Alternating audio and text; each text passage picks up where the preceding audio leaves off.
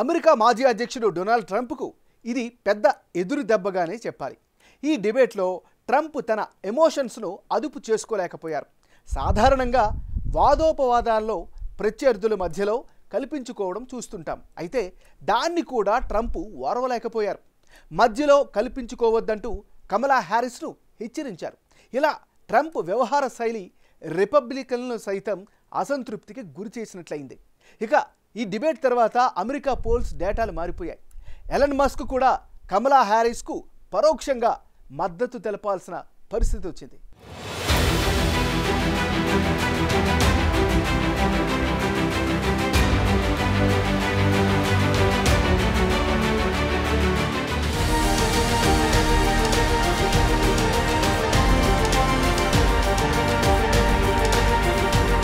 America vice president గా ఉన్న కమలా Harris ఈ 3.5 సంవత్సరాలు ఏమీ పనిచేయలేదని ట్రంప్ ఎన్నోసార్లు విమర్శించారు. అయితే ట్రంప్ విమర్శలన్నిటికీ కమలా ఒక డిబేట్తో సమాధానం చెప్పినట్లయింది. కమల చేసిన దాదాపు ప్రతి వాదన డొనాల్డ్ ట్రంప్కు ఆగ్రహం కలిగించింది. ప్రపంచ నాయకులంతా ట్రంప్ను చూసి నవ్వుకున్నారని, ట్రంప్ను 81 మిలియన్ల మంది ఓటర్లు వ్యతిరేకించారని, ట్రంప్ ఓడిపోయారనే వాస్తవాన్ని కూడా స్పష్టంగా అర్థం చేసుకోలేని స్థితిలో ఉన్నారంటూ కమలా హ్యారిస్ విరుచుకుపడ్డారు. ఇలాంటి తీవ్రమైన విమర్శలు, ఆరోపణల మధ్య ట్రంప్ మాటిమాటికి అదుపు తప్పారు. బిగ్గరగా మాట్లాడడం, ఇచ్చిన సమయానికి మించి మాట్లాడుతూ తనని తాను సమర్థించుకోవడానికి ప్రయత్నించారు. పలు సంస్థలిచ్చిన నివేదికలకు వ్యతిరేకంగా పదే పదే అవాస్తవ అంశాలను ప్రస్తావిస్తూ మోడరేటర్లకు కూడా విసుగు తెప్పించారు. సరిగ్గా ఇదే ప్రభావం ఇప్పుడు అమెరికా వ్యాప్తంగా ఎక్కువ మంది ట్రంప్కు ఓటమి తప్పదని ధోరణికి వచ్చేశారు.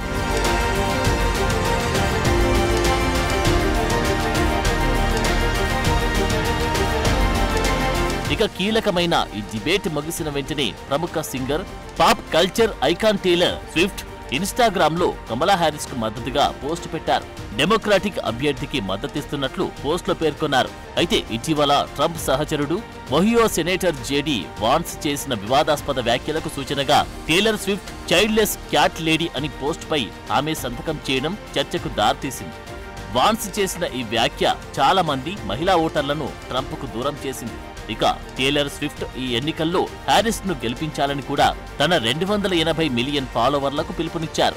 హక్కులు, కారణాల కోసం పోరాడుతున్న మనం వాటిని గెలవడానికి మనకు ఒక యోధుడు అవసరమని నమ్ముతున్నాను అని, కమలా హ్యారిస్ స్థిరమైన ప్రతిభగల నాయకురాలు అని నేను భావిస్తున్నాను అని, ఆమె వస్తే ప్రశాంతత మాత్రమే కాకుండా ఈ దేశ ప్రజలు చాలా సాధించగలరని నమ్ముతున్నాను అంటూ కీలక వ్యాఖ్యలు చేశారు.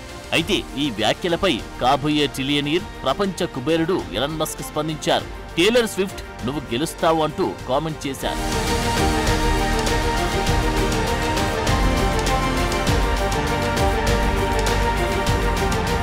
అయితే డిబేట్ తర్వాత CNN, SSRS నిర్వహించిన పోల్లో అనూహ్యంగా కమలకు బలం పెరిగింది.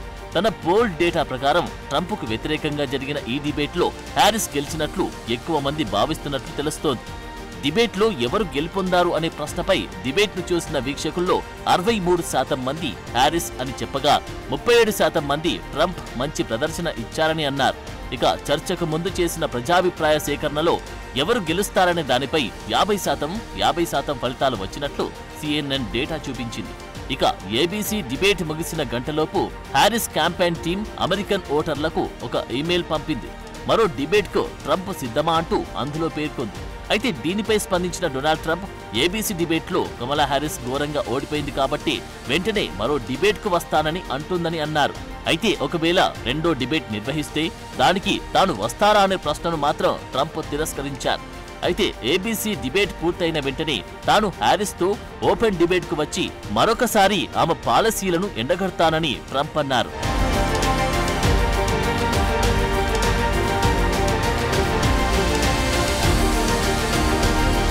ఆగస్టు 23, 27 తేదీల్లో జరిగిన ABC న్యూస్ ఇప్సోస్ పోల్ ప్రకారం 56% మంది కమలా హ్యారిస్ తన ప్రచారంలో అద్భుతంగా పనిచేస్తున్నారని చెప్పారు. ట్రంప్ ప్రచారం గురించి 41% మంది సానుకూలంగా ఉన్నారు. ఇక అమెరికాకు అధ్యక్షులుగా ఎవరుంటే బాగుంటుందనే సర్వేలో 53% మంది కమలా హ్యారిస్ కు మద్దతివ్వగా ట్రంప్కు సానుకూలంగా 47% మంది ఉన్నారు. ప్రస్తుతం కమలా హ్యారిస్ 538 జాతీయ పోలింగ్ సగటులో ట్రంప్ కంటే 3 పాయింట్లతో ముందంజలో ఉన్నారు. అయితే గత 2 వారాల్లో ఆమె మొమెంటం ఆగిపోయిందని, తగ్గిందని అనుకుంటున్న తరుణంలో ఈ తాజా డిబేట్ పాత డేటాకు భిన్నంగా ఫలితాలను చూపించింది. ఇక డిబేట్ కు ముందు నిర్వహించిన ఓ సర్వేలో డిబేట్లో ఎవరు గెలవాలని కోరుకుంటున్నారు అనే ప్రశ్నకు 43% మంది కమల గెలవాలని కోరుకోగా 37% మంది మాత్రమే ట్రంప్ గెలుపును కోరుకున్నారు.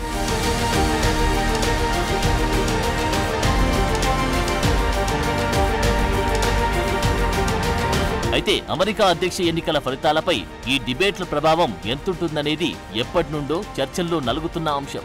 అమెరికా ఎన్నికల చరిత్రను చూసినప్పుడు ఈ డిబేట్లు పెద్దగా ప్రభావం చూపవని తెలుస్తున్నప్పటికీ ఒబామా కాలం నుండి ఇందులో మార్పు కనిపిస్తున్నట్లు కూడా స్పష్టంగానే తెలుస్తోంది. ఇటీవలి ఎన్నికలను పరిశీలిస్తే జూన్ నెలలో జరిగిన చర్చల్లో బైడెన్ పేలవమైన ప్రదర్శన ప్రెసిడెంట్ రేస్ నుండి తప్పుకునే స్థాయికి కారణమైంది. బైడెన్ తప్పుకోవడం రేసులో హీట్ ని పెంచినప్పటికీ 2024 రేసులో ఎవరు గెలుస్తారు అనేది స్పష్టంగా చెప్పలేని పరిస్థితి ఉంది. అయితే తాజా డిబేట్లో హ్యారిస్ అద్భుతమైన ప్రదర్శన ఓట్లను రాల్చుతుందా అనేది కూడా అంతే అస్పష్టమంటున్నారు కొందరు. 2020లో మొదటి అధ్యక్ష చర్చ సందర్భంగా ట్రంప్ను ఉద్దేశించి బైడెన్ అన్న "will you shut up man" అనే రిప్లై అమెరికా ఓటర్ల మానసిక స్థితిని మార్చిందని కొన్ని విశ్లేషణలు ఉన్నాయి. అలాగే 2016లో హిల్లరీ క్లింటన్ను మేధావులు, పోల్స్టర్లు, ఓటర్లు కూడా 3 డిబేట్లలో విజేతగా ప్రకటించారు. అయితే అనూహ్యంగా ఆమె ఓటమి పాలయ్యారు. 2012లో ఒబామా మిట్ ఓమ్నీతో చేసిన మొదటి అధ్యక్ష చర్చల్లో ఘోరంగా ఓడిపోయారు. అయితే 2, 3వ డిబేట్లలో అద్భుతమైన ప్రదర్శన ఇచ్చారు. ఇదే గెలుపునకు కారణమైందని కొందరంటారు.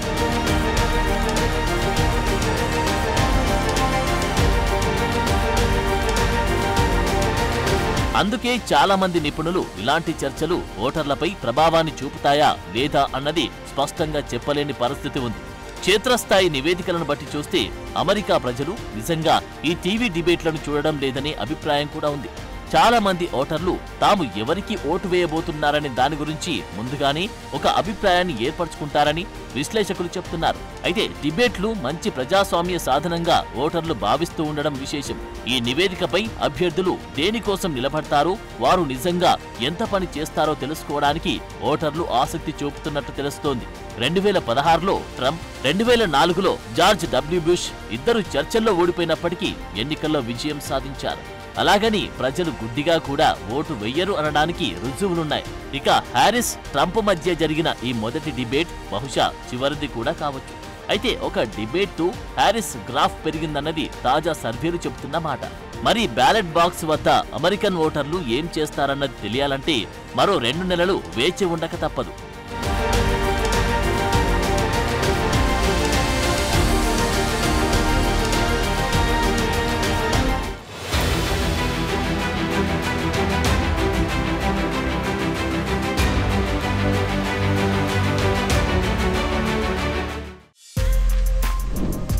For more videos like this, subscribe Big TV channel.